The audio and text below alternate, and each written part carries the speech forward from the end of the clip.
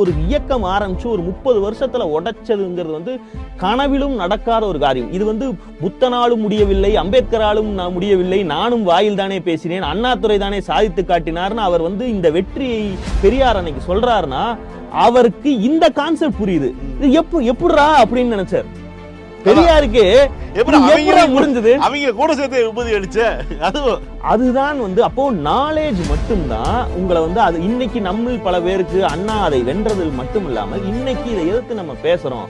இந்த சோசியல் அமைப்பின் பிரச்சனைகளை சாதாரண நிலையில இருந்து நம்ம ஒன்னும் தத்துவ ஆசிரியர்களோ ஒரு இன்டெலெக்சுவல் இதுலயோ இல்லை, ஒரு சாதாரண ஆட்களாக நாம கூட பேசுறோம்னா நம்மில் பலருக்கு அது சம்பந்தமான சுரணை வந்திருக்கலாம். ஆனால் இப்பதான் வந்து இதுல வென்றுட்டோன்னு அர்த்தம் இல்லை. அண்ணா ஆட்சி பிடித்தாருங்கிறது ஒரு மிகப்பெரிய பினாமினன், அது ஒரு மிராக்கிள். ஆனால் உண்மையான போரை தொடங்குவதற்கான தொடக்கம் தான். ஏன்னா அது வெற்றியே கிடையாது. இன்னைக்கும் இந்த